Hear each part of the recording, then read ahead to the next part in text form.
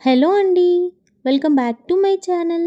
ఇవాల్టి వీడియోలో పండు మిరపకాయలతో 2 రకాలుగా నిల్వ పచ్చళ్ళు ఎలా చేసుకోవాలో చూద్దాం. ఇలా 2 రకాలుగా చేసి పెట్టుకున్నామంటే సంవత్సరం వరకు నిల్వ ఉంటాయి. ఫ్రిడ్జ్‌లో పెట్టకపోయినా కూడా అస్సలు పాడవకుండా నిల్వ ఉంటాయి. ఈ సీజన్‌లోనే దొరికే ఈ పండు మిరపకాయలతోని ఇలా నిల్వ పచ్చళ్ళు చాలా ఈజీ ప్రాసెస్‌లో చేసేయొచ్చు. ఎప్పుడు కావాలంటే అప్పుడు ఇలా కొంచెం పచ్చడిని తీసుకొని పోపు వేసుకొని తినేయొచ్చు. ఇలా పోపు వేసుకున్న పచ్చడి రైస్‌లోకైనా, టిఫిన్స్‌లోకైనా చాలా టేస్టీగా ఉంటుంది. ఇలా పోపు వేసుకునేటప్పుడు టమాటా వేసుకున్నామంటే అది టమాటా పచ్చడి అయిపోతుంది. గోంగూర వేసుకున్నామంటే గోంగూర పచ్చడి అయిపోతుంది. అంతే అండి, చాలా సింపుల్ ప్రాసెస్‌లో 2 రకాల నిల్వ పచ్చళ్ళు చేసేయొచ్చు. చింతపండు వేయకుండా చేసే నిల్వ పచ్చడిని నాన్ వెజ్ కర్రీస్‌లోకి కూడా యూజ్ చేయొచ్చు. ముందుగా చింతపండు వేసి చేసే నిల్వ పచ్చడిని ఎలా చేసుకోవాలో చూద్దాము. ముందుగా పండు మిరపకాయల్ని ఒక గిన్నెలోకి తీసుకొని అందులో వాటర్ యాడ్ చేసుకొని 1 టేబుల్ స్పూన్ సాల్ట్ వేసుకొని బాగా కడగండి. నేను 1/2 కేజీ పండు మిరపకాయల్ని తీసుకున్నాను. మీరు పండు మిరపకాయల్ని తీసుకునేటప్పుడు తొడిమలు లేనివి తీసుకోకండి. అలాగే మెత్తగా ఉన్నవి, పాడైపోయినవి అస్సలు తీసుకోకండి. అలా చేశారంటే పచ్చడి నిల్వ ఉండదు. మార్కెట్ నుండి పండు మిరపకాయలు తెచ్చుకున్నప్పుడు 1/2 కేజీ పచ్చడి పెట్టాలనుకుంటే కొన్ని మిరపకాయలు ఎక్కువగా తీసుకొని రండి. అందులో ఏవైనా తొడిమలు లేకపోయినా, పాడైపోయినవి ఉన్నా అవన్నీ తీసేసి మిగతా వాటితోని పచ్చడి పెట్టుకోవచ్చు. నీట్‌గా కడిగిన ఈ పండు మిరపకాయల్ని ఒక బుట్టలోకి తీసుకోండి. వాటర్ అన్నీ వడిచిన తర్వాత ఒక క్లాత్ పైన పల్చగా ఆరపెట్టండి. ఒక గంట సేపు ఫ్యాన్ కింద ఆరపెడితే తడంతా పోతుంది. తర్వాత ఇంకో క్లాత్తోని అన్ని మిరపకాయల్ని తుడవండి. తొడిమల దగ్గర తడి ఎక్కువగా ఉంటుంది. అందుకే ఎక్కువగా తుడవండి.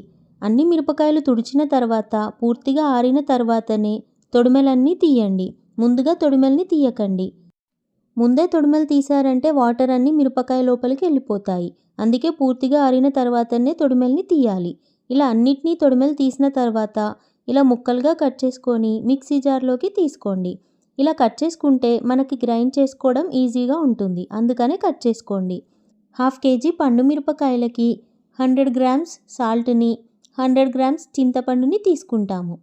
చింతపండులో ఉండే గింజల్ని, నారని, పైనుండే పొట్టుని, లోపలుండే తెల్ల పొట్టుని మొత్తం తీసేసి తర్వాత ఉండే చింతపండుని 100 గ్రామ్స్ తీసుకోవాలి.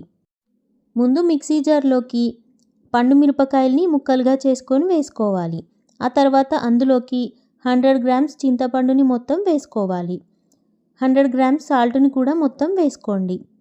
ఇలా వేసుకున్న తర్వాత ఒక కడాయి పెట్టుకొని స్టవ్ ఆన్ చేసుకొని లో ఫ్లేమ్లో 2 టేబుల్ స్పూన్స్ మెంతులు వేసుకొని ఫ్రై చేయండి. తర్వాత 2 టేబుల్ స్పూన్స్ జీలకర్రని కూడా వేసుకొని లో ఫ్లేమ్లోనే ఫ్రై చేసుకోండి.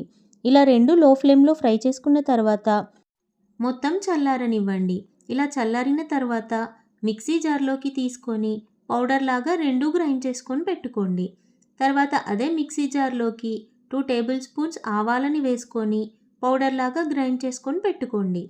ముందుగా మనం మిక్సీ జార్లోకి తీసుకున్న మిరపకాయలు, చింతపండు ఇంకా ఉప్పు ఉంది కదా, అందులోకి 1 టేబుల్ స్పూన్ మెంతుల పొడిని వేసుకోండి.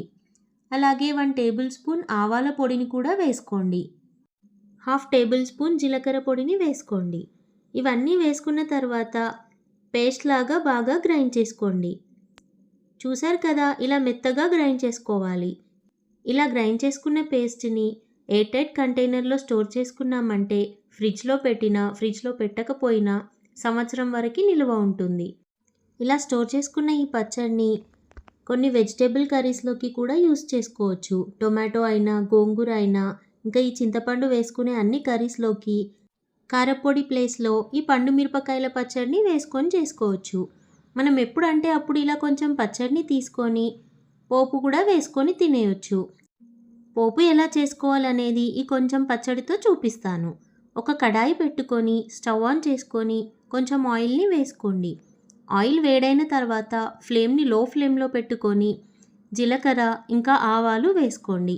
అవి వేడైన తర్వాత కొన్ని ఎండు మిరపకాయల్ని కూడా వేసుకొని ఫ్రై చేసుకోండి. కొన్ని ఎల్లిపాయల్ని దంచి ఆ పేస్ట్ కూడా వేసుకోండి. చాలా బాగుంటుంది. ఇలా వేసుకొని 1 నిమిషం ఫ్రై చేసుకున్న తర్వాత 1/2 టీ స్పూన్ పసుపుని కూడా వేసుకొని కలుపుకోండి.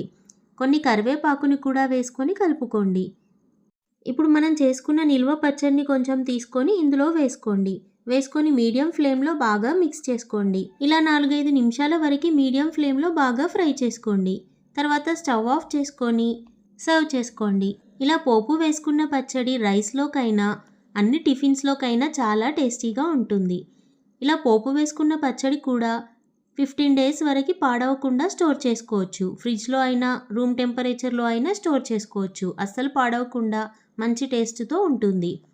చూశారు కదా, చాలా సింపుల్ ప్రాసెస్లో ఎవరైనా ఈ నిల్వ పచ్చడిని చేసుకోవచ్చు. పండు మిరపకాయలలో చింతపండు వేసి నిల్వ పచ్చడి ఎలా చేసుకోవాలో చూసాం కదా. ఇప్పుడు చింతపండు వేయకుండా ఎలా చేసుకోవాలో చూద్దాము. ఇలా చింతపండు వేయకుండా పండు మిరపకాయలతో నిల్వ పచ్చడి పెట్టుకున్నామంటే వెజ్లోకే కాకుండా నాన్ వెజ్ కర్రీస్లోకి కూడా ఈ పచ్చడిని యూస్ చేయొచ్చు. టేస్ట్ చాలా బాగుంటుంది. నేను ఆల్రెడీ చికెన్ కర్రీని ఈ పండు మిరపకాయలతో ఎలా చేసుకోవాలనేది పోస్ట్ చేశాను. డిస్క్రిప్షన్లో లింక్ ప్రొవైడ్ చేస్తాను, చూడని వాళ్ళు ఉంటే చూడండి. ఇప్పుడు ఈ పండు మిరపకాయల నిల్వ పచ్చడిని ఎలా చేసుకోవాలో చూద్దాము. ముందుగా మిరపకాయల్ని తీసుకోండి. పాడైపోనివి మంచివి తీసుకోండి. నేను 1/2 kg పండు మిరపకాయల్ని తీసుకున్నాను. వాటిని ఒక గిన్నెలోకి తీసుకొని 1 టేబుల్ స్పూన్ సాల్ట్ను వేసుకొని బాగా కడగండి. ఇలా 2-3 సార్లు నీట్గా కడిగిన తర్వాత అన్నీ తీసుకొని ఒక బుట్టలో వేయండి. వాటర్ అన్నీ వడిచిపోయిన తర్వాత ఒక క్లాత్లోకి తీసుకొని తడిపోయేంతసేపు ఆరబెట్టండి. ఆరిన తర్వాత ఒక క్లాత్తో బాగా తుడిచి తొడిమెలన్నీ తీసేయండి. తీసేసి ముక్కలుగా కట్ చేయండి. వాటన్నిటిని ఒక మిక్సీ జార్లోకి తీసుకోండి. మీరు తీసుకున్న మిరపకాయలు ఎక్కువగా ఉంటే బ్యాచ్ వైజ్గా కొన్ని తీసుకుంటూ గ్రైండ్ చేసుకోండి.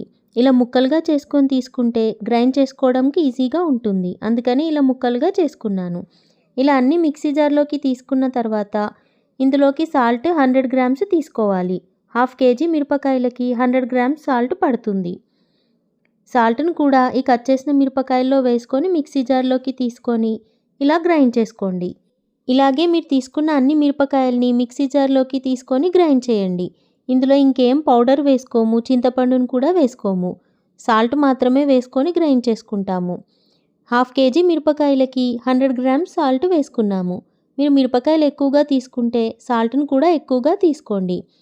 ఇలా గ్రైండ్ చేసుకున్న మొత్తం పేస్ట్ని ఒక ఎయిర్ టైట్ కంటైనర్లో తీసుకొని పెట్టుకున్నారంటే సంవత్సరం వరకు అస్సలు పాడవకుండా నిల్వ ఉంటుంది. ఈ పచ్చడి కూడా ఎప్పుడంటే అప్పుడు తీసుకొని పోపు వేసుకొని రైస్లోకైనా టిఫిన్స్లోకైనా తినేయొచ్చు. చాలా టేస్టీగా ఉంటుంది. మనం ఏ నిల్వ పచ్చళ్ళు పెట్టుకున్నా అవి పాడైపోకుండా ఉండాలంటే మనం పచ్చడి పెట్టుకున్నప్పుడు వాడే మిక్సీ జార్ అయినా, స్పూన్ అయినా, గిన్నెలైనా, ఇంకా మనం స్టోర్ చేసుకునే జాడీ లేదంటే గ్లాస్ జార్ అయినా ఏవి తడి లేకుండా చూసుకోండి. తడిగా ఉంటే తుడిచి లేదంటే ఎండలో పెట్టేసి తర్వాత వాటిని తుడిచి అందులో స్టోర్ చేసుకోండి. అప్పుడు ఏ పచ్చడైనా టేస్ట్ మారకుండా పాడవకుండా నిల్వ ఉంటాయి. అంతే అండి, చాలా సింపుల్ ప్రాసెస్లో పండు మిరపకాయలతో 2 రకాల నిల్వ పచ్చళ్ళు చూసేసాము. పచ్చళ్ళు పెట్టరాని వాళ్ళు కూడా చాలా సింపుల్గా ఈజీగా పెట్టేయొచ్చు. మీకు నచ్చినట్టయితే మీరు ట్రై చేసి చూడండి. మరికొన్ని ఇలాంటి నిల్వ పచ్చళ్ళ రెసిపీస్ కోసం నా ఛానల్ని చెక్ చేయండి. మీకు ఈ రెసిపీ నచ్చినట్టయితే నా వీడియోకి లైక్ చేయండి, మీ ఫ్రెండ్స్ అండ్ రిలేటివ్స్తో షేర్ చేయండి. నా ఛానల్ని సబ్స్క్రైబ్ చేయండి. Thank you for watching.